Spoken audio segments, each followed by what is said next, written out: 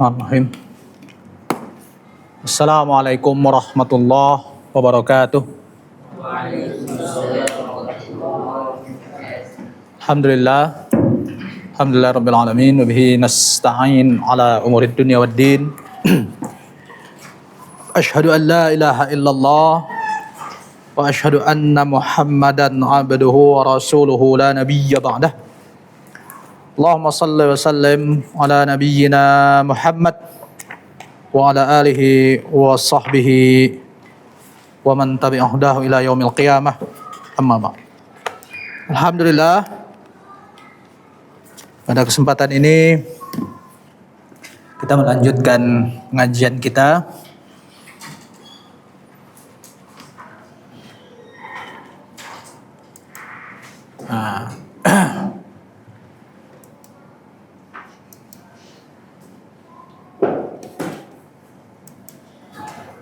yang mana insyaallah kita akan membahas beberapa hal, masih melanjutkan seputar tokoh-tokoh para pejuang di Palestina, dan jangan lupakan pula para pejuang di negeri kita sendiri.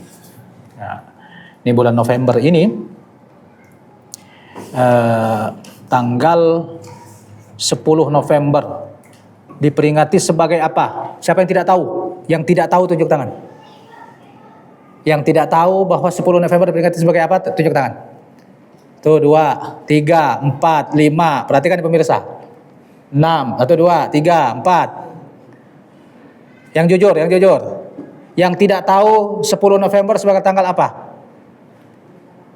4 doang. Nah, yakin. Kamu nggak tunjuk tangan ya?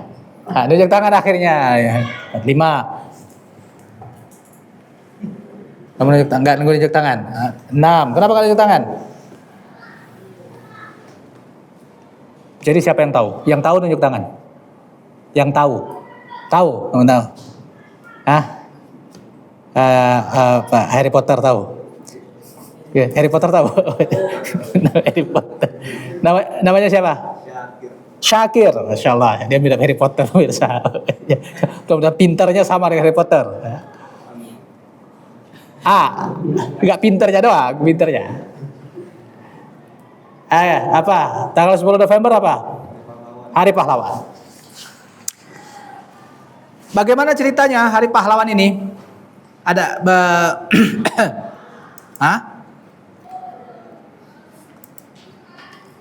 Yang kenapa dinamakan Hari Pahlawan?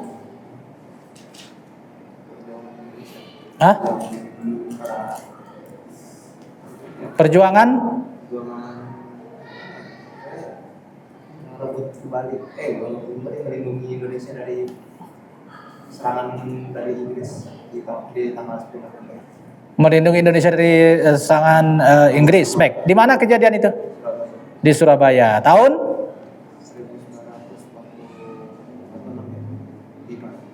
1945. Tahun 1945. Tanggal 10 November. Baik.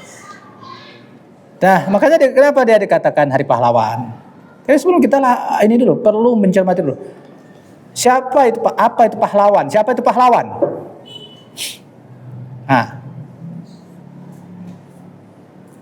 Apa kita nyebut orang pahlawan itu kepada yang bagaimana?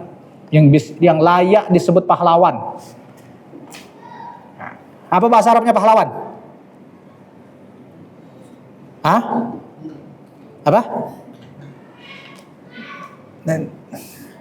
Nanti tolong bikinin saya daftar nama-nama. Jadi saya mau nyebut siapa. Saya nggak kenal satupun nama. Sudah berapa kali ngajar. Jadi tolong bikinin daftar nama santri-santri. Siapa yang disebut pahlawan? Ini siapa namanya? Abbas. Abbas. Siapa yang disebut pahlawan? Oke, bahasa Arabnya pahlawan apa?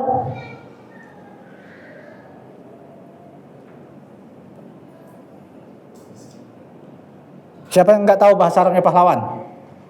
Mau banyak bener yang nggak tahu. Ayo, apa bahasa Arabnya pahlawan? Bahlawan. Bukan. Pahlawan. Apa arti pahlawan dalam bahasa Arab? Pahlawan itu artinya badut. Kalau pahlawan dalam bahasa Arab artinya al-batal. Al-batal.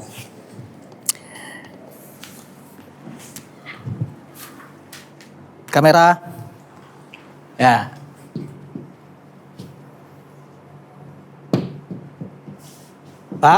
Pahlawan. Bagaimana orang bisa disebut pahlawan? Orang yang rela, boleh dikatakan pahlawan ini apa? Orang rela berkorban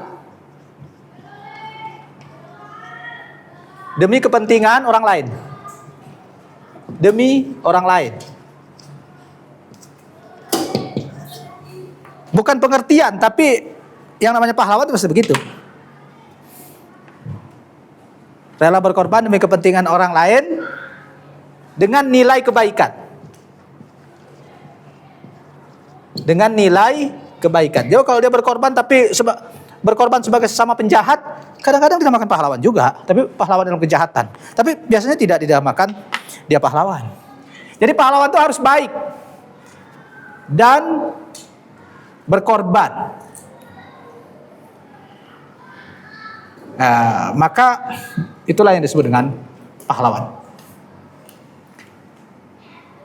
Jadi semua orang yang rela mengorbankan dirinya demi kepentingan,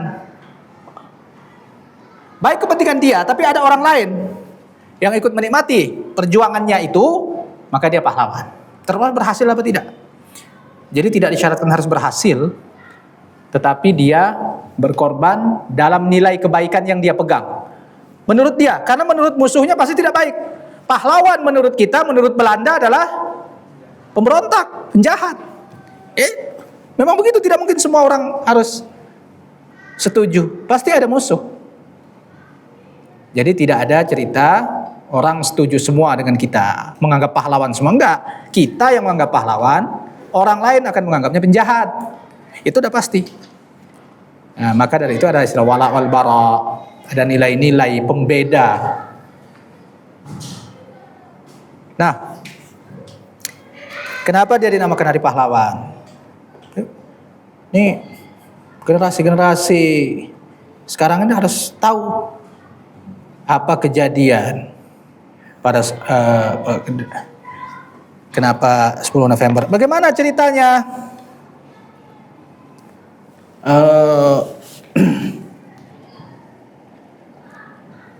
Indonesia merdeka tanggal berapa? Siapa yang tidak tahu tunjuk tangan? Dewan tunjuk tangan deh. Sorotin nih kamera nih, yang tidak tahu Indonesia merdeka tanggal berapa? Ayo kita sorot kamera, kita kasih hadiah deh kalau tidak tahu. Kamu beneran tidak tahu Indonesia merdeka? Tanggal berapa? Tidak. Takutnya saya malah. Ya kadang bukan dia nggak tahu deh, grogi. Nah, 17 Agustus 1945 diumumkanlah. Pengumuman itu dinamakan apa?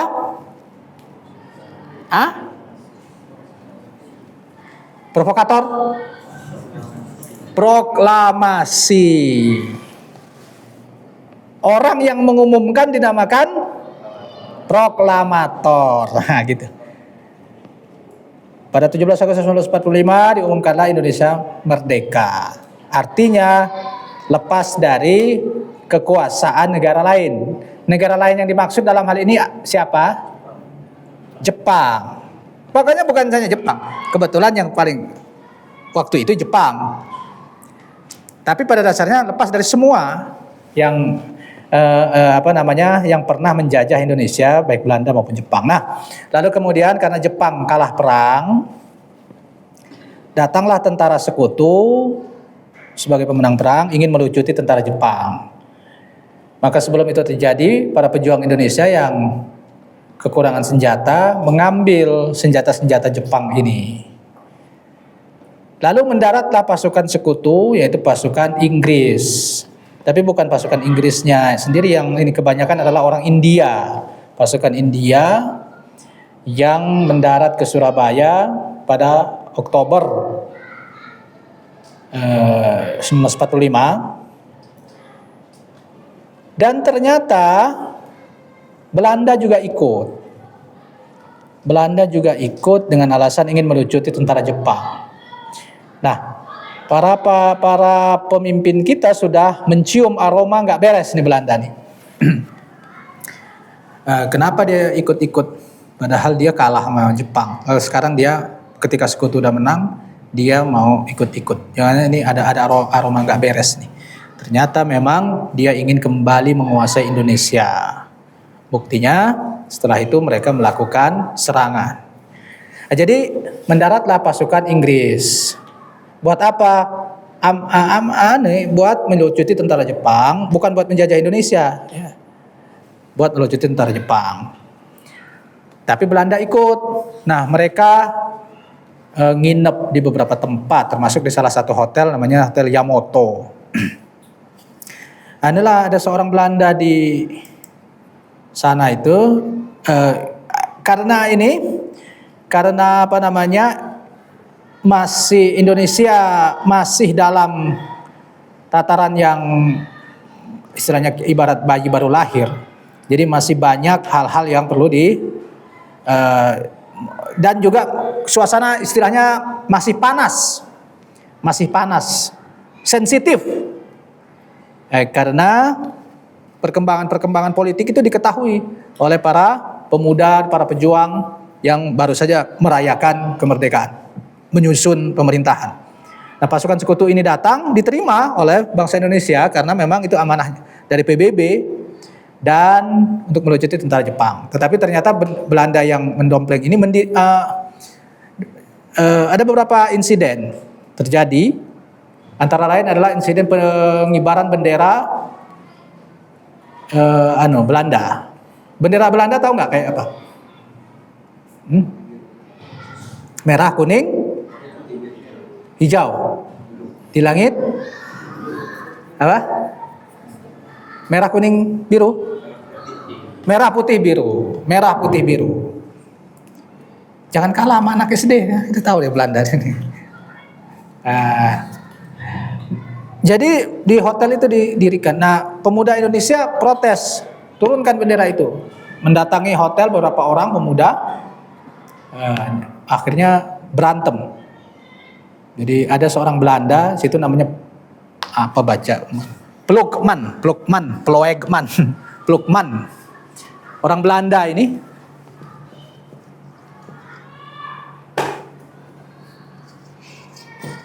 berantem sama pemuda Indonesia. Ada beberapa orang namanya lupa saya.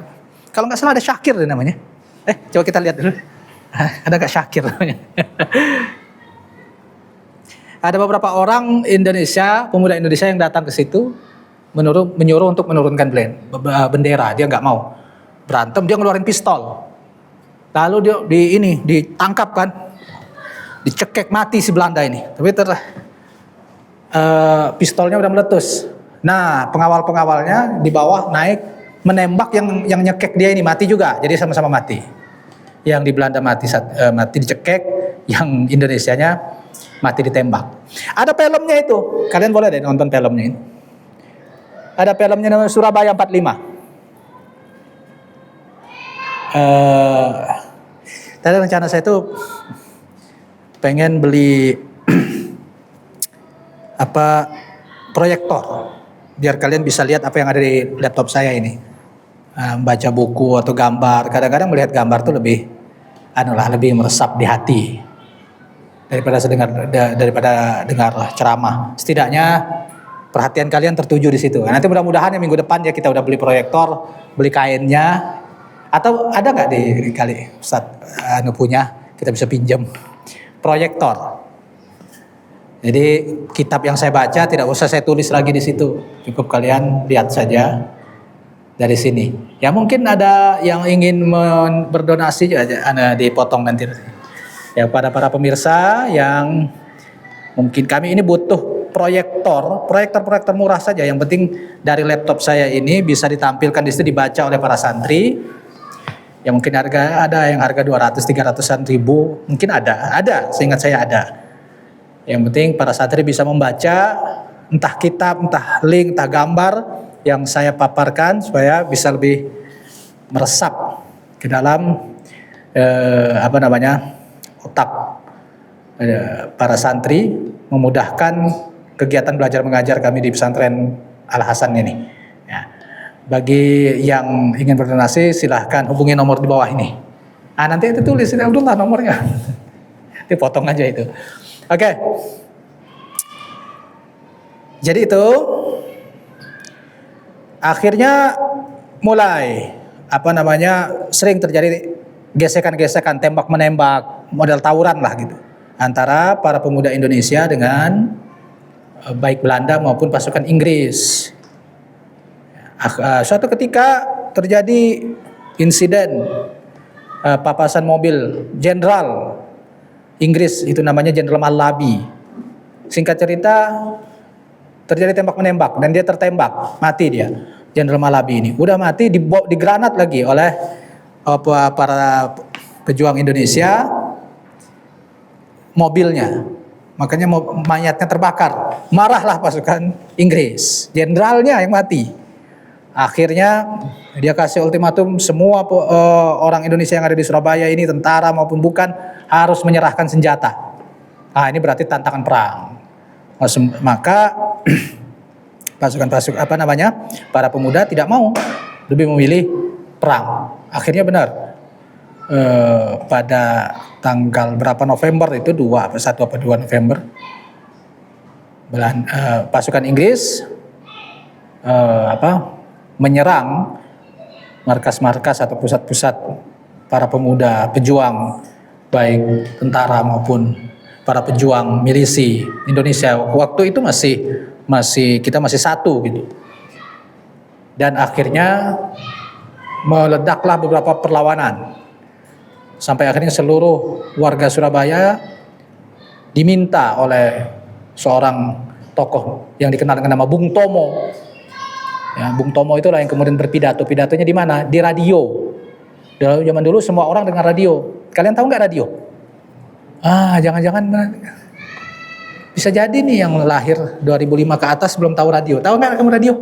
Tahu? Pernah lihat nggak bentuk radio kayak apa? Ada? Pernah lihat?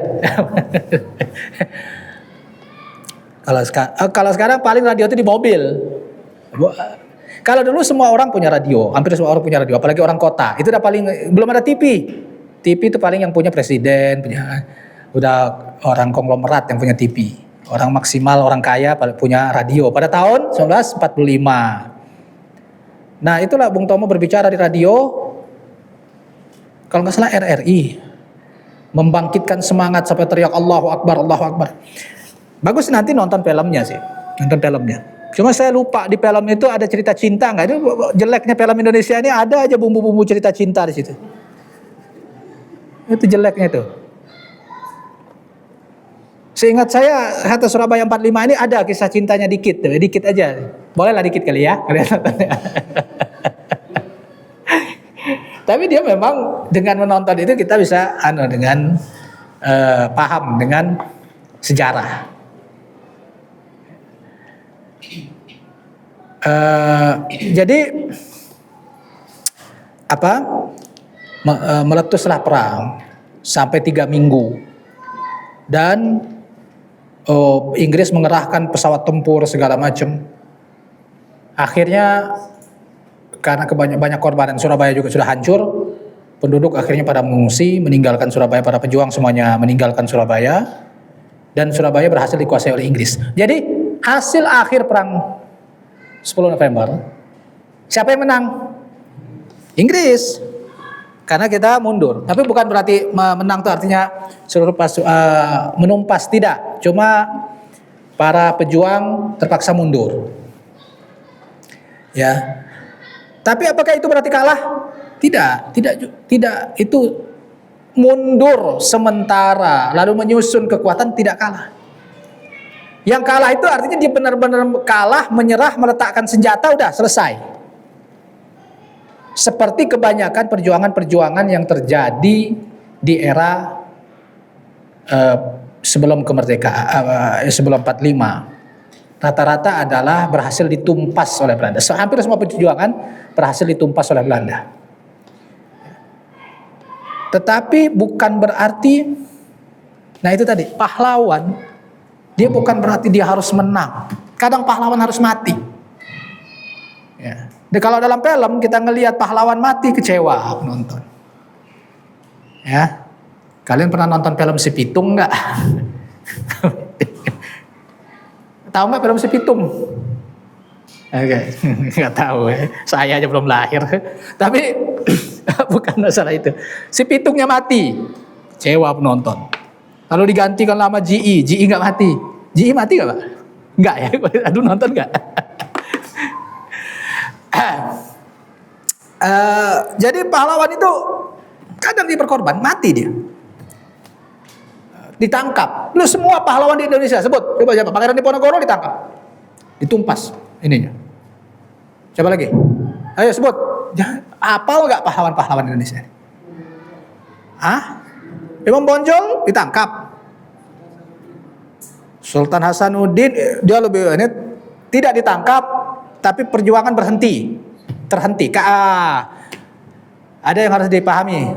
Zaman itu, waktu zaman VOC, peperangan Makassar, dia tidak perang resmi antar negara yang berhenti. Sultan Hasanuddinnya tidak ditangkap, tetap berkuasa di kerajaannya. Hanya saja Belanda boleh menguasai pelabuhan Makassar berdasarkan perjanjian yang dinamakan Perjanjian Bongaya. Tapi setelah itu sejarah terus berlangsung. Pasukan-pasukannya tidak berhenti. Tapi Sultan Hasanuddinnya tidak ditangkap.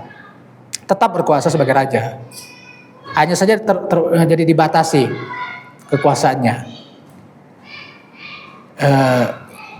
Karena dia menghadapi pertempuran internal dia sendiri, yaitu menghadapi pasukan Bone yang memang sudah bermusuhan dengan dia sejak lama, yang kemudian bekerja sama dengan penjajah Belanda. Itulah dalam sejarah kehidupan sejarah perjuangan bangsa yang memihak kepada Belanda itu ada saja dengan alasan-alasan politik.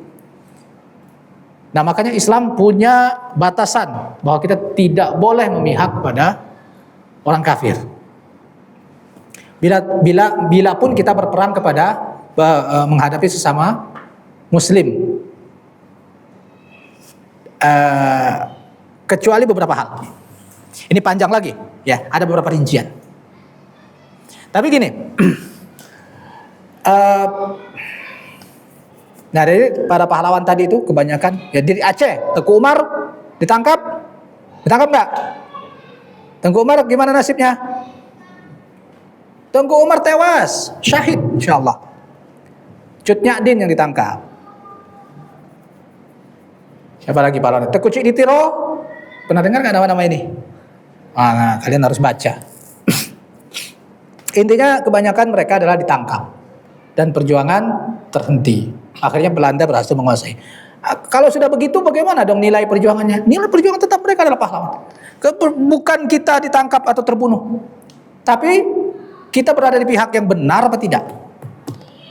Maka ingat, ukuran benar tidaknya perjuangan kita bukan masalah kita kalah atau menang.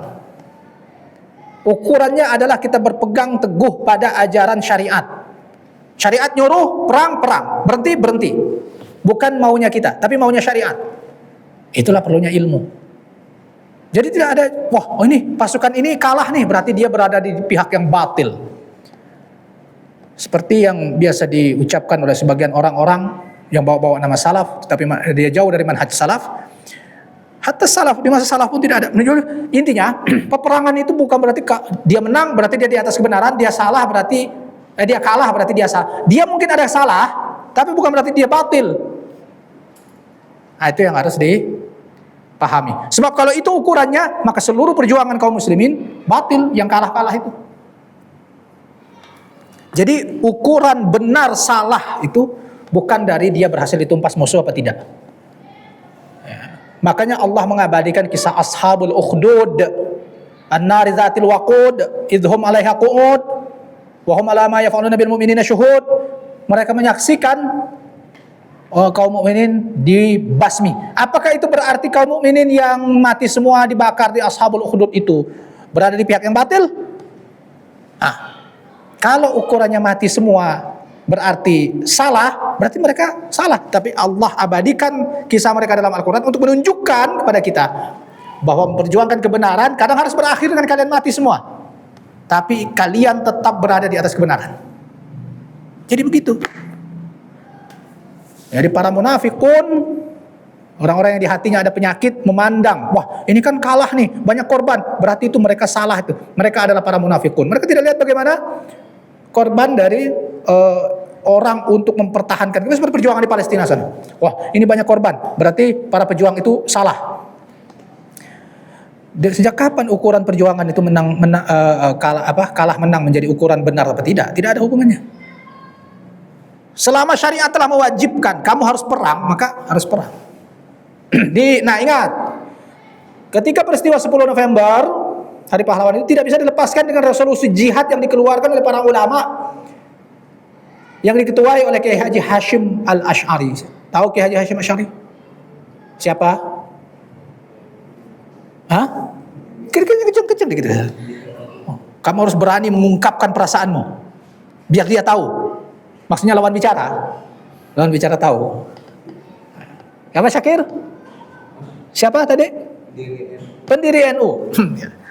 Dulu NU Masya Allah adalah pahlawan, garda paling depan pembela syariat. Malah lebih depan daripada Muhammadiyah, lebih berani NU. Dulu NU tasyabuh sama orang Belanda. Pakai celana panjang haram. Itu ada di fatwa NU. Kenapa? Karena tasyabuh dengan orang kafir, yaitu Belanda. Tegas sekali mereka dengan namanya orang kafir. Betul-betul memegang fikih Syafi'i itu. Nah, NU sekarang pengkhianat para pendahulunya.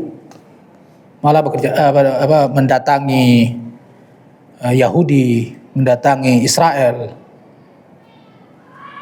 Jadi mereka betul-betul adalah mengkhianati perjuangan nenek moyang mereka sendiri. Makanya Rasulullah mengatakan apa?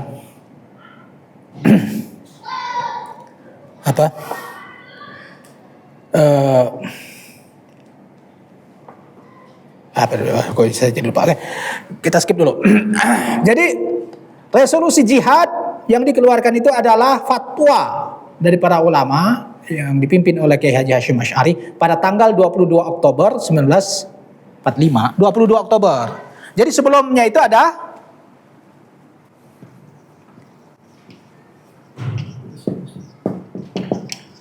mengingat tanggal ini kadang penting juga. Oktober 1945. Isinya apa? Isinya antara lain bahwa mempertahankan kemerdekaan Indonesia adalah jihad syar'i, dan orang ada ke kalimat butir kalimatnya itu adalah sebagaimana fikih-fikih dalam kitab-kitab klasik baik mazhab Syafi'i maupun mazhab-mazhab yang lain adalah di sepanjang jarak safar. Nah, jarak safar itu Kiai Haji Hashim Asy'ari menghitungnya 94 km dari lokasi perang fardu ain untuk angkat senjata. Lalu lewat dari jarak itu fardu kifayah. Jadi misalnya di Surabaya terjadi perang, maka fardu ain bagi seluruh penduduk Surabaya untuk ikut perang. Karena jihad difa'i. Penduduk Gresik fardu kifayah. Sampai seterusnya. Nah, gitu kira-kira.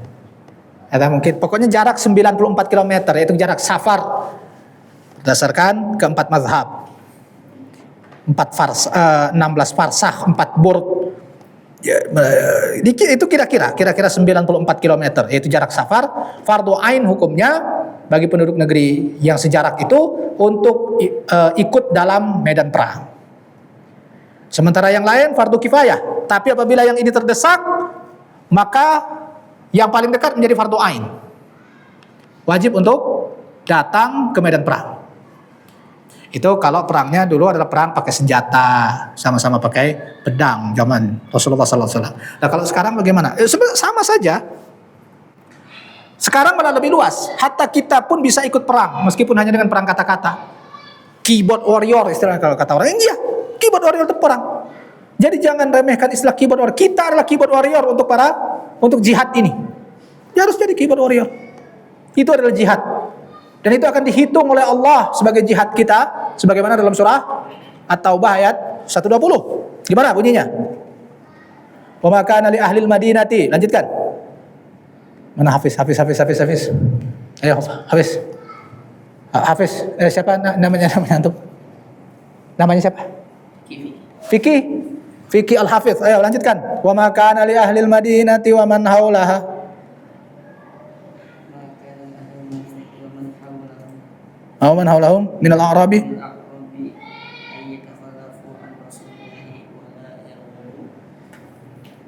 ولا يضروا بأنفسهم عن نفسه ذلك بأنهم لا يصيبهم ظمأ ولا نصب ولا مخمصة في سبيل الله ولا يطعون يغيظ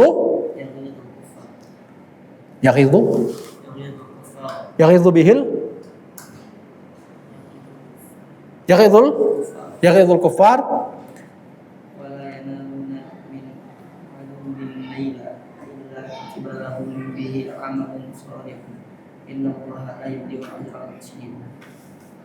Satu ayat lagi.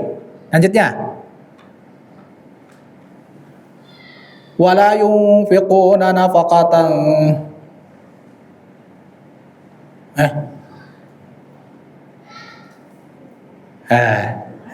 Biasa kalau kayaknya rajin-rajin baca ayat itu kalau jadi imamnya atau lagi salat malam. Wala yunfiquna nafaqatan saghiratan wala kabiratan illa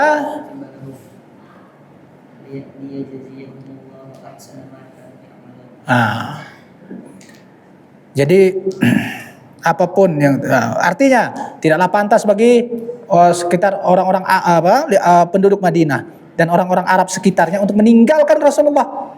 Kami nggak mau jihad seperti terjadi pada perang Ahzab. Udahlah Rasulullah, udahlah kita bukan urusan kita. Biar beliau aja yang bersama teman-teman sama para sahabatnya yang berperang, kita nunggu di rumah aja. Nanti kalau musuh datang baru kita. Itulah orang munafik dan orang-orang Arab sekitar Madinah. Mereka wajib ikut fardu ain hukumnya karena Madinah sedang diserang. Kenapa? Karena tidaklah la yusibuhum dhama'u wala nasabu wala mahmas. Tidaklah mereka menderita kelelahan mempersiapkan perang, lapar, haus, kecuali mereka akan diganjar oleh Allah dengan itu. Wala yata'una mauti ayyaghidul kufar, dan tidaklah mereka menginjakkan kaki mereka di tempat yang membuat orang kafir marah. Jadi membuat orang kafir marah akan bernilai pahala jihad. Bikin marah tentara Israel misalnya, seperti yang dilakukan oleh netizen Indonesia dengan menghina mereka, kamu babi, kamu boleh. Itu semua adalah jihad. Jihad lisan, sebagaimana jihadnya Hasan bin Thabit yang menghina kaum musyrikin, dan Rasulullah mengatakan uhju Hasan wa Jibril ma'ak. Hinalah mereka wahai Hasan lewat syair namanya hija. Udah pernah belajar adab belum? Adab itu adab sastra Arab. Nanti ada namanya hija. Hija artinya hinaan, syair yang berbentuk hinaan. Itu kalau orang Arab mendengar itu sakit sekali hatinya. Bahkan itu bisa menyebabkan sakit badannya sampai mati gara-gara dengar syair doang. Nah itu Hasan bin Thabit bisa melakukan itu, bikin marah orang kafir. Jadi kalau dihina gitu bisa jadi dia lagi main internet. Si Israel nih, tentara Israel nih, lagi main internet, baca komentar netizen Indonesia yang menghina mereka, sakit hati mereka, emosi mereka, lupa mereka padahal mereka lagi jaga tank. Akhirnya lupa menyalakan sinyal. Sinyalnya nggak bergerak, ternyata akhirnya berhasil dibom oleh. Bisa jadi kita tidak tahu. Gara-gara yang jaga emosian membaca komentar netizen Indonesia berpahala. Nanti di akhirat kan, kamu udah komentar menghina tentara Israel dulu kemarin, gara-gara kamu itu dia salah penjaga tanknya jadi hilang konsentrasi, maka para mujahidin berhasil membom tank mereka, hancur habis mereka. Kamu dapat pahala. Kita tidak tahu. Tapi itu itu salah satu bentuk wala yata'una mauti ayyaghidul kuffar wala yanaluna min aduwin naila, dan tidaklah mengambil dari musuh apapun illa kutiba lahum bihi amalun saleh, amal soleh semua itu. Dan ingat, innallaha la yudhi'u ajral muhsinin. Sesungguhnya Allah tidak akan menyia-nyiakan pahala orang-orang yang berbuat baik. Mau nulis tentang buat apa sih, siapa juga yang baca status saya? Akhirnya gak jadi berbuat baik. Padahal kalau dia ingat ayat itu, innallaha la yudhi'u ajral muhsinin, dia lakukan saja. Ini perbuatan baik. Saya yakini ini perbuatan baik berdasarkan dalil-dalil ilmu yang telah saya pelajari. Allah tidak akan menyia-nyiakannya. Yang penting itu karena Allah. Makanya niatnya dulu harus karena Allah. Karena Allah tidak akan menyia-nyiakan perbuatan baik. Di beberapa tempat, 3 tempat itu dalam Al-Quran, innallaha la yudhi'u ajral muhsinin. Satu di situ, At-Taubah 120. Satu lagi di Hud ada, Yusuf ya. Yusuf ada 95. Innallaha la yudhi'u ajral muhsinin. Dan di ayat lain, innallaha la yudhi'u ajral mu'minin. Allah tidak akan menyia-nyiakan pahala orang-orang yang beriman. Di mana? Mana sih tadi nih? Mana dia? Oh, ke ini. Izin tadi ya. Innallaha la yudhi'u ajral mu'minin. Di mana itu? Ali Imran. Yang mana bunyinya? Wala tahsabanna allazina qutilu fi sabilillahi amwata bal ahya'un inda rabbihim yurzaqun farihina bima atahumullahu min fadlihi wa yastabshiruna bil ladzina lam yalhaqu bihim min khalfihim alla khaufun 'alaihim wa lahum yahzanun. Yastabshiruna bi ni'matin minallahi wa fadlihi. Kamu udah berapa juz? Apa? Berapa? 15. 15. Nah, calon menantu Anda ini. Namanya siapa? Fahmi. Fahmi. Dari mana Fahmi? Maluku Utara. Oh, asli orang sana? Bukan. Asli orang sana. Fahmi dari Maluku Utara sudah 18 juz. 15 juz. Alhamdulillah. Ya. Nah ini jadi pemirsa, para santri sini nih Masya Allah ya, paling tidak hafalan paling minimal 5 juz ya. Ada yang kurang? Ada siapa yang kurang, masih kurang dari 5 juz? Jangan malu. Enggak dari sorot kamera enggak. Ini yang di atas 10 juz saja di sorot kamera. Ini rata-rata di atas, ada kayak tadi yang baru keluar sudah 30 juz. Ini baru datang orangnya. Siapa lagi yang 30 juz? Ada orang di balik itu. Sini. Nih calon mantu satu lagi nih.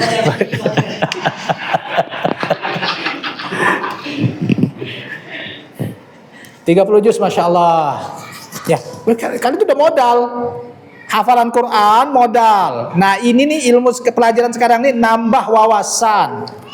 Jadi jangan sampai penghafal Al-Quran itu ditambahkan wawasan-wawasan keislaman dan pergerakannya. Para pejuang-pejuang di Gaza sana, para pejuang Al-Qassam di sana semuanya hafal Quran. Setelah hafal Quran, mereka mengerti isinya, makanya mereka dapat keteguhan luar biasa seperti itu. Kalau tidak, bukan karena petunjuk Al-Quran, mungkin mereka sudah menyerah. Mereka dikepung di mana-mana. Sekarang lagi lewat PBB mau resolusi mereka harus meletakkan senjata dan mereka menolak. Bisa jadi perang, nanti perangnya bukan ke Israel lagi tapi lawan pasukan PBB. Maka kita tetap doakan keteguhan kepada mereka, siapapun harus mereka lawan. Karena PBB ada kumpulan orang-orang kafir yang memang jadi anak buahnya Israel, anak buahnya Amerika. Attack. Nah, kayak kita tadi nih, pasukan Inggris yang datang ke Surabaya tadi. Itu kan dia ingin melucut, itu mandat PBB juga. Mereka yang menang. Lalu mereka melucut senjata Jepang. Akhirnya apa? Mereka perang sama kita. Bisa jadi nanti di Palestina juga begitu. Mudah-mudahan tidak. Karena biar bagaimanapun jangan sampai memperluas. Mudah-mudahan nanti inilah perang diplomasi. Nah, ketika pasukan Indonesia tadi mundur dari Surabaya berhasil dikuasai oleh Inggris. Karena Inggris ini memang bukan datang untuk menjajah, nanti dia akan mundur. Maka diselenggarakanlah beberapa perundingan. Tapi itu menunjukkan apa? Bangsa Indonesia memang tidak mau dijajah. Sehingga PBB tidak bisa menetapkan bangsa Indonesia, negara Indonesia kembali dikuasai oleh Belanda. Ada perlawanan di sini. Kalau tidak ada perlawanan, habis. Ini sampai sekarang Indonesia dijajah oleh Belanda. Itu pentingnya. Bahkan kadang-kadang orang itu tidak sadar, apa maksudnya sih? Apa sih fungsinya melawan? Lihat korban berapa banyak. Itu kata-kata orang-orang munafik yang mengecam perjuangan di Gaza sekarang. Lihatlah kehancuran di mana-mana. Dan lihat Surabaya hancur juga di mana-mana. Untungnya mereka tidak ada waktu itu, belum lahir mereka waktu itu. Tapi mungkin saja ada, cuma tidak ada suaranya saja. Para munafikun itu akan selalu ada setiap zaman. Cuma sekarang munafiknya lebih keren, mengatasnamakan sunnah. Padahal munafik. Jadi salaf mereka adalah Abdullah bin Ubay bin Salul. Karena itulah yang selalu pokoknya orang-orang munafik itu selalu melihat hasil, lihat kehancuran. Ya kalau kalian tidak mau hancur, maka seluruh kaum muslimin harus bantu. Jangan salahkan, ini orang di Palestina, para pejuang itu, dia melaksanakan kewajiban sesuai dengan yang diwajibkan Allah padanya. Nah, negara-negara sekitarnya itu yang tidak melaksanakan kewajiban itu, salahkan yang tidak melaksanakan kewajiban. Jangan salahkan orang yang melaksanakan kewajiban. Seandainya semua kaum muslimin 2 miliar ini melaksanakan kewajibannya sesuai dengan tuntunan syariah, tidak mungkin ada Israel bisa menang. Ya tapi memang itulah qadarullah. Nah, kita kalau sudah menghadapi kenyataan begini, jangan kita menyerah pada keadaan. Ya. Kita tetap harus punya sikap. Baik, andai semua orang murtad, apa kita ikut murtad juga? Tidak. Andai semua orang munafik, apa kita munafik juga? Tidak. Maka kita tetap berada di garis kebenaran. Itulah fungsi tulabul ilmi, calon-calon penerus perjuangan umat ini. Pendahulu kita kan telah mati. Mati pulakah perjuangan? Tidak. Ada pendahulunya. Allah bangkitkan terus generasi-generasi berikutnya. Ya kita ini. Nah, maka hal pertama yang harus kalian lakukan adalah menuntut ilmu supaya punya pengetahuan yang luas, terutama tentang ini kenapa Abdullah? Ini kamera mana? Ini kamera mana? Enggak, ini kenapa? Hah? Enggak, ini kenapa? Ini? Agar jadi anak punya tahapan. Oh, tapi akun tetap pakai itu? Oke. Baik, jadi Abdullah ini kayaknya perlu HP baru juga. Ya nantilah. Ya. Jadi kenapa dinamakan pahlawan? Karena dia berkorban untuk orang lain. Berapa ribu yang tewas di Surabaya? Itu sekitar 15.000 orang. Belanda, Indonesia, dari pihak pejuang Indonesia dan rakyat. Hancur Surabaya. Lalu setelah itu dilanjutkan Bandung, hancur juga Bandung. Makanya menjadi Bandung lautan api, dikuasai oleh Belanda. Semua pejuang kalah, bukan kalah, maksudnya kota-kota itu dikuasai oleh Belanda karena mereka punya senjata, pesawat tempur, mereka punya senjata canggih, sementara pasukan Indonesia masih bersenjatakan bedil-bedil tua, peninggalan Perang Dunia Pertama. Tidak seimbang, maka mundur dulu. Itu biasa, itu bukan kalah. Semua pejuang pasti begitu. Nanti mundur bergerilya. Lalu itulah kemudian nanti yang dilakukan oleh Jenderal Sudirman misalnya. Ini makanya generasi-generasi kalian ini harus paham sejarah itu. Biar kata dengan nonton film pun, kayak film sebenarnya film Janur Kuning. Kalian tahu gak film Janur Kuning? Gak tahu ya, udah gak pernah diputar lagi. Apalagi sejak Soeharto lengser, kayaknya orang. Nah, karena menampilkan kepahlawanan Soeharto. Apalagi pas Soeharto. Tahu Soeharto nggak? Tapi takutnya Soeharto pun nggak tahu. Menampakkan kepahlawanan Soeharto. Tapi memang sejarah berkata begitu. Dia memang pahlawan dalam hal itu, ya. Terlepas bahwa ketika dia jadi presiden banyak masalahnya, memang karena namanya pahlawan itu bukan berarti dia tidak ada salah sama sekali, enggak. Tergantung nanti kita melihat salahnya seberapa parah. Makanya kontroversi Soeharto apakah layak jadi pahlawan apa tidak, itu sesuatu yang enggak terlalu produktif juga. Andai pun dianggap dia pahlawan bukan berarti melupakan kesalahan-kesalahan. Soekarno pahlawan. Dan itu sudah ditetapkan sebagai pahlawan nasional, dia proklamator, dia presiden. Tapi apakah dia tidak punya salah? Banyak sekali, terutama kepada kaum muslimin. Jadi sisi baiknya dia sebagai pahlawan itu satu hal yang lain, kesalahan-kesalahan dia yang tidak boleh terulang dan harus kita waspadai, apalagi kesalahan akidah, itu hal lain lagi. Nah, gitu. Tinggal bagaimana untuk menilai orang itu adalah mana kira-kira yang paling banyak sisi baik sama sisi buruknya. Oke, jadi beberapa saya mau katakan tadi ada beberapa film kayak Janur Kuning itu dia hampir tidak ada kisah cinta. Seingat saya tidak ada. Jadi aman film ini kalau mau ditonton. Film Janur Kuning. Gimana ya mau nonton layar tancap lagi. Kadang dengan menonton itu masuk meresap. Apa namanya? Yang penting filmnya tidak menyesatkan dan insya Allah itu sesuai lah dengan fakta-fakta sejarah yang ada. Kayak nonton film PKI. Bolehlah nanti kita nobar ya, nonton bareng sejarah perjuangan. Mungkin itu bisa kita lakukan sambil kemah ke gunung misalnya. Kapan nih maunya? Ya ajukan sama Ustadz Abu Hanifah. Ya, kita bisa berangkat ke kemah di camping di mana gitu, sambil nonton film. Nonton film perjuangan. Kita pilih nanti mana film yang kira-kira tidak ada kisah cintanya. Mungkin nanti pemirsa kalau mau mengusulkan film apa gitu, yang film perjuangan. Ingat saya Janur Kuning tidak ada kisah cintanya. Ya, maksudnya kisah cinta yang ya lebay-lebay gitulah. Seingat saya tidak ada. Baik, lalu kemudian sesuai judul kita malam ini 10 November tahun 1945. Di bulan November ini pula, kemarin tanggal 20 November.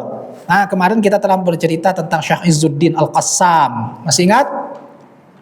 Nah, bagaimana kisah Syekh Izzuddin Al-Qassam? Apa hubungannya 20 November? Pada tanggal 20 November 1935, ingat, berarti 10 tahun sebelum Surabaya. Pada tanggal 20 November 1935 beliau syahid. Yang dikepung itu oleh tentara Inggris adalah pada tanggal 20 November 1935. Nah, bagaimana Syekh Izzuddin Al-Qassam menjadi pahlawan? Perjuangannya berhasil ditumpas oleh Inggris. Apakah itu berarti jihadnya salah? Sebagaimana tuduhan para munafikun kepada perjuangan mujahidin di Gaza sekarang ini, hancur di mana-mana. Berhasil ditumpas, berarti kalah? Tidak ada satu ulama pun yang mengatakan itu. Makanya untungnya para munafikun belum lahir waktu itu. Ya.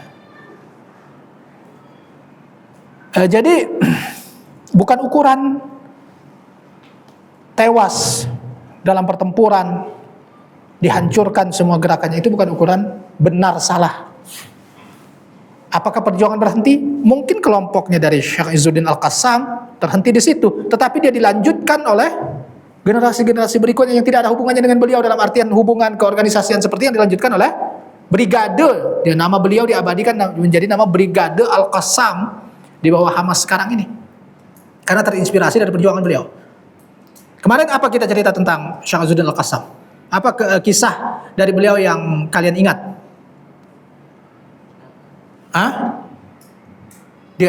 Dia lagi apa? Apa Syekh Izzuddin Al-Qassam ini apa? Yang kehidupannya apa yang menarik dari kehidupannya? Istrinya 4. Ada nggak? Nggak ada ya, bukan nggak ada cerita itu. Nggak ada. Ayo, apa kira-kira yang menarik? Dagang. Dia ingat dagang. Dia dagang kebab. Kebab. Dagang apa kemarin? Dia harus terinspirasi. Jadi pedagang kebab terinspirasi dengan Syekh Izzuddin Al-Qassam. Awal pedagang kebab, nanti jadi Syekhul Mujahidin. Nah, dia jualan bersama temannya untuk menghidupi, membiayai kehidupan mereka, belajar di mana? Al-Azhar. Lalu kemudian apa lagi?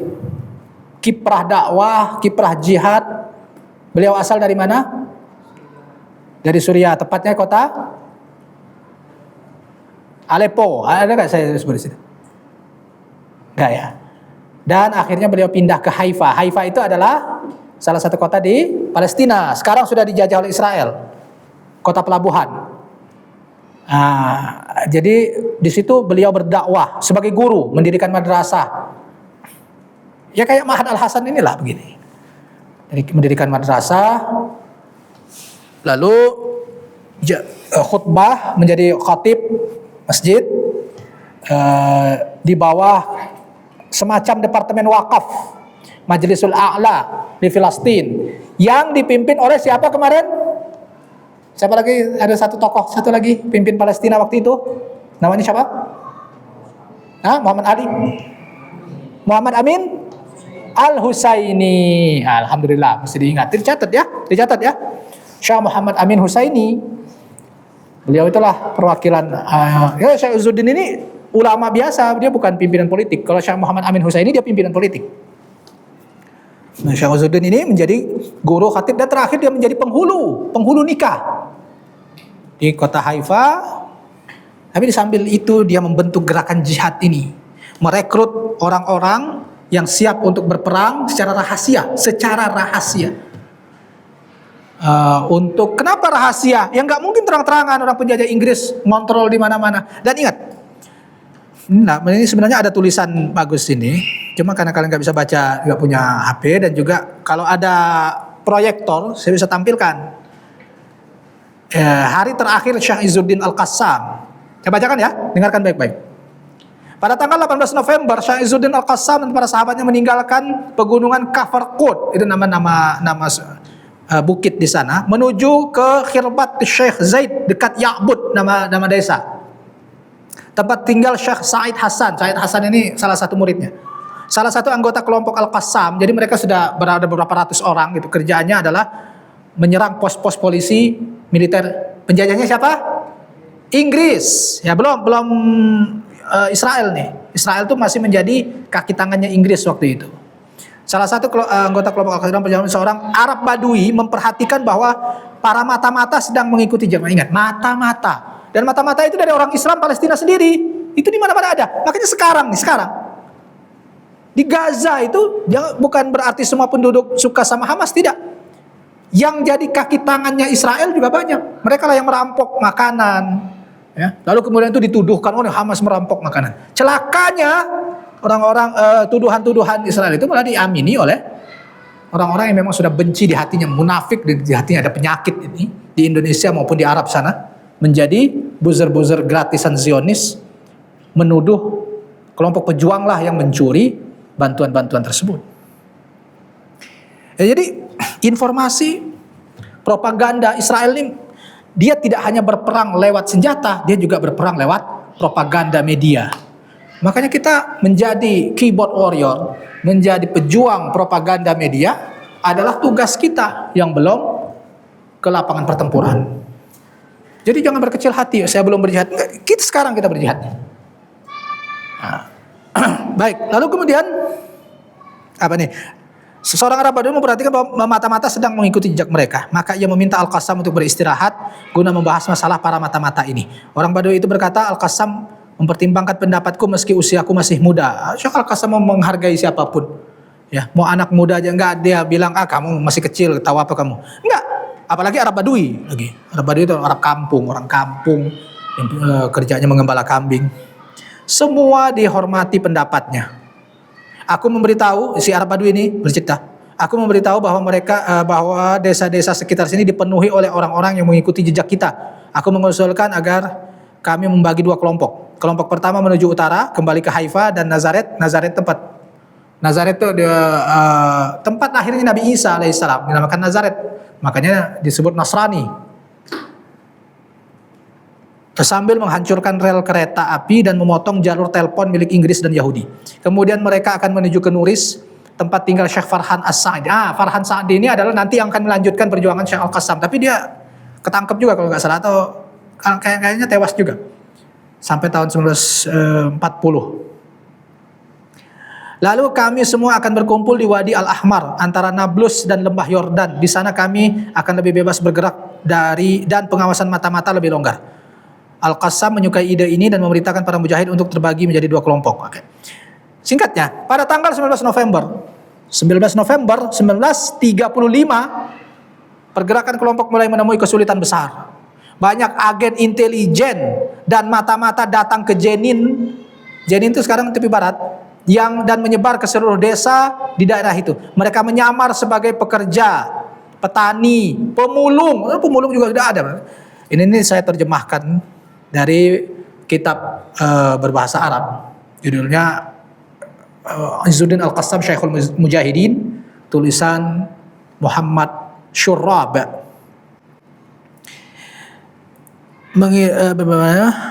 Pemulung dan lainnya. Seorang wartawan surat kabar Palestina melaporkan bahwa kota Jenin sekitar menjadi seperti medan perang. Jadi sedang ada perang antara pasukan Inggris dengan para pejuang yang mereka sebut pemberontak ini. Karena meningkatnya persiapan polisi dan bertambahnya jumlah aparat baik resmi maupun rahasia.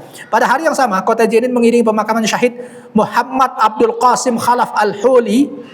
Dia salah seorang pejuang yang tewas dalam pertempuran. Polisi membiarkan jenazahnya tergeletak seharian penuh setelah ia gugur syahid. Polisi itu maksudnya polisi Inggris. Sampai proses pemeriksaan selesai, banyak pedagang, tokoh masyarakat, dan pemuda kota Jenin ikut dalam pemakamannya. Masyarakat menunjukkan simpati besar, meskipun waktu itu belum diketahui bahwa orang-orang yang sedang diburu adalah kelompok mujahidin. Polisi menyebarkan kabar bahwa korban adalah anggota gerombolan perampok. Itu kan. Para penjajah, musuh, dari zaman Belanda dulu juga begitu. Kami ingin menangkap teroris. Kami ingin menangkap gerakan pengacau keamanan. Pejuang-pejuang juga dikatakan begitu. Pejuang-pejuang Indonesia tahun 45 oleh Belanda dikatakan pemberontak, teroris, pengacau keamanan. Namun masyarakat tetap menghormatinya karena ia dianggap menentang hukum penjajah Inggris dengan senjata. Bahkan jika seorang disebut perampok dan menyerang kebun Yahudi dan kamp Inggris, masyarakat tetap mengaguminya karena ia hanya merampas milik musuh dan tidak menyakiti sesama Arab. Maksudnya, kalaupun benar dia perampok asli bukan pejuang, masyarakat tetap akan menghormatinya karena dia merampok Inggris sama Yahudi, bukan orang Islam. Pada dekade 1930-an, masyarakat sangat menakuti berita tentang Abu Jildeh, seorang perampok jalanan yang menyerang Inggris dan Yahudi. Ia menjadi pahlawan rakyat. Perampok dianggap pahlawan, kenapa? Karena dia menyerangnya Inggris dan Yahudi. Walau sebenarnya tidak mengusung slogan nasionalisme, tapi keberaniannya menebar ketakutan di hati penjajah membuatnya dikagumi, terlebih pada saat banyak tokoh nasional hanya bersembunyi di tempat aman. Para politisi, para tokoh nasional tidak berani terjun langsung ke medan perang. Tapi memang tidak boleh juga para politisi terjun langsung ke medan perang. Yang kadang ngerepotin. Mereka tidak punya keahlian berperang. Yang terjun ke medan perang ya yang ahli berperang. Makanya yang kayak di Hamas itu. Kenapa para pemimpin mereka ada di hotel-hotel mewah di Qatar bukan di Gaza? Kalau mereka ada di Gaza, mereka akan dibunuh. Maka selesailah perjuangan. Harus mereka berada di luar negeri, itu tugas dari jihad ini. Kenapa mereka nggak ikut berperang? Apain mereka ikut berperang? Mereka tidak tahu apa-apa. Maksudnya tidak menguasai strategi perang, dan pemimpin tertinggi itu nggak boleh ikut perang. Hatta dalam fikih pun di beberapa kitab disebutkan pemimpin tertinggi, khalifah, panglima tertinggi dan sebagainya tidak boleh ikut dalam pertempuran, dalam mubarazah tidak boleh. Kalau dia mati kan repot, pecah pasukan, malah lebih cepat kalah. Justru pemimpin tertinggi, presiden, panglima tertinggi dan sebagainya itu harus diselamatkan. Dia tidak boleh langsung ikut dalam peperangan, karena kalau dia mati, penggantinya belum ada, nanti pasukannya pecah. Akhirnya malah perang sesama mereka sendiri. Nah, jadi para jundi atau para tentara tidak boleh iri. Kenapa dia enak-enakan hidup di Qatar sana, di hotel mewah? Itu tugas dia. Itu tugas dia. Dan siapa bilang mereka aman? Ismail Haniyah buktinya terbunuh meskipun terbunuh di Iran. Artinya mereka bukan aman, tapi mereka memang harus ada di tempat itu karena mereka pemimpin, tidak boleh ikut dalam medan perang. Nih para munafikin ini dari baik itu buzzer-buzzer Zionis maupun para munafikin dari dalam kaum muslimin sendiri mengatakan, tuh lihat tuh, mereka kekenyangan sementara rakyat Gaza kelaparan. Baguslah mereka kenyang. Kalau mereka ikut lapar, otak mereka tidak bisa mikir bagaimana berdiplomasi, nanti makin hancur gerakan ini. Jadi mereka pengennya, si munafik ini pengennya semua pemimpin-pemimpin perlawanan itu lemah dan mati semua. Jadi memuluskan si Yahudi dan memuluskan musuh. Sehingga mereka ini layak dicurigai sebagai agennya musuh. Atau orang-orang bodoh yang tertanam kebencian dalam hatinya dinamakan al-ghil kepada sesama mukminin. Maka jangan ikuti pengajian-pengajian orang ini. Karena mereka akan menjadi musuh Islam tanpa mereka sadari. Maka beruntunglah kalian belajar di sini, di Ma'had Al-Hasan ini, yang membuka wawasan kita mempelajari akidah sesuai dengan tuntunan salafus saleh. Tapi juga sikap keberagamaan, sikap perjuangan, pergerakan dan jihad tidak mengikuti sunnah-sunnah Yahudi atau kelompok-kelompok munafik dan yang di hatinya ada penyakit seperti orang-orang ini. Ya, baik. Jadi itulah jam berapa tuh? 9 ya? Dah pas. Oke. Jadi sementara inilah yang bisa saya sampaikan tentang peristiwa di bulan November ini. 10 November 1945 di Surabaya dan 20 November 1935 di mana? Di mana? Di Palestina. Apa namanya tadi? Kota apa namanya? Haifa. Sekarang sudah diduduki oleh Israel. Yaitu tempat terbunuhnya atau syahidnya Syekh Izzuddin Al-Qassam. Jadi orang-orang ini dalam beberapa wawancara setelah syahidnya beliau, justru mereka berlomba-lomba untuk mati syahid, bukan berlomba-lomba untuk mendapatkan dunia. Itu karena mereka sudah ditarbiyah hatinya, rohnya, namanya tarbiyah ruhiyah, sebelum mereka tarbiyah jasadiyah. Itu tadi para pejuang-pejuang yang bisa berjuang di bawah terowongan di Gaza sana itu. Mereka adalah para penghafal Al-Quran, para penghafal hadis. Ya, mereka melakukan riyadhah nafsiyah lewat amal-amal soleh ini dulu sebelum penempaan fisik. Makanya imannya kuat. Gitu. Jadi jangan, banyak ada orang yang semangat tapi dia ilmunya kurang. Ada juga yang ilmunya tinggi, sudah hafal Quran, sudah bisa baca kitab dan sebagainya, tapi wawasan seperti ini kurang, akhirnya mereka diombang-ambingkan oleh propaganda musuh.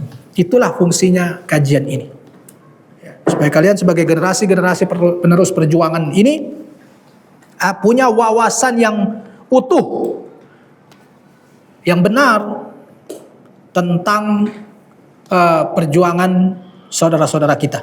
Karena prinsipnya kita adalah sebagaimana hadis Rasulullah sallallahu alaihi wasallam, al-muslimu yatakafa'u dima'uhum. Orang-orang muslim itu darahnya saling menjaga. Maksudnya wala wal bara. Kan jelas perjuangan perang di Palestina itu antara kafir dan muslim. Jelas enggak? Lalu kenapa kok masih ada orang yang masih menyalahkan orang Islam? Katakan orang Islam mungkin ada salah strategi segala macam, tetapi bukan bidang Anda untuk menyalahkan itu, kecuali Anda berada di sana dan menyampaikan itu ke sana. Ketika perang ini sudah terjadi, maka semua kita adalah hum yadun wahidah, kata Rasulullah. Mereka adalah satu tangan, satu kekuatan, yang satu kesatuan. Seluruh yang namanya orang Islam yang beriman kepada Allah dan Muhammad Rasulullah sallallahu alaihi wasallam adalah satu kesatuan menghadapi musuh mereka. Nah, jadi pembelaan itu namanya wala. Nah, sekarang orang-orang yang tidak berwala dan malah mengecam para mujahidin lebih keras daripada si Yahudi. Alasan mereka apa? Kalau Yahudi udah jelas kafirnya. Justru karena jelas, kenapa kalian tinggalkan yang jelas, maka kalian masuk ke yang syubhat. Itu menunjukkan bahwa hati kalian itu berpenyakit dan otak kalian banyak syubhat. Maka tinggalkanlah pengajian itu. Pengajian sesat yang membuat otak kalian banyak syubhat dan hati kalian berpenyakit. Nah, itu kenapa? Karena bodoh aja. Karena tidak tahu ilmu-ilmu seperti ini. Ya. Tidak tahu sejarah perjuangan. Kalaupun tahu, taunya sepotong. Akhirnya kalau ditanya bagaimana misalnya tentang pelucutan senjata. Pokoknya kita harus melucuti senjata demi menjaga darah. Di Surabaya itu juga disuruh melucuti senjata. Tapi para ulama tetap menyatakan harus melawan meski akhirnya Surabaya hancur dan berhasil dikuasai. Tapi fatwa jihadnya tetap tidak akan salah. Karena kalau mereka melucuti senjata sama saja mereka akan dibunuh juga. Nah, maksudnya menyerah kepada musuh. Jadi kalau ada seruan-seruan kita menyerah saja dulu untuk sementara, mana ada untuk sementara, bohong aja. Katanya mari kita mempersiapkan jihad ini dengan apa? Dengan ilmu. Mereka juga tidak punya ilmu kok. Ilmu apa yang mereka persiapkan? Para mujahidin yang ada di lapangan itu justru jauh lebih berilmu daripada mereka. Bahkan anak-anak kecil di Gaza sana jauh lebih berilmu daripada masyayikh mereka yang ada di sini. Ya. Baik dari segi pemahaman terhadap fikih, akidah, Al-Quran, dan lain-lain. Nah mereka kadang-kadang yang suka ngomong menyalahkan mujahidin ini satu juz saja nggak hafal. Kalaupun hafal dia banyak hafal, tidak mengerti tafsir, tidak pernah tamat belajar fikih, tidak pernah tamat belajar usul, tidak pernah tamat belajar mustalah dan lain-lain. Orang-orang para pejuang di Gaza sana tamat semua karena mereka latihan perangnya iya, tarbiyah akliyah dengan menuntut ilmunya iya juga, dan tarbiyah ruhiyahnya iya juga. Gitu. Ya, jadi begitu. Maka semoga Allah Ta'ala memberikan hidayah dan taufiknya kepada kita semua, sehingga kita menjadi generasi-generasi yang dibanggakan oleh Rasulullah Sallallahu Alaihi Wasallam sebagai pejuang pembela agama ini. Demikian yang bisa saya sampaikan. Akhirul kalam, wabillahi taufiq wal hidayah. Wassalamualaikum warahmatullahi wabarakatuh.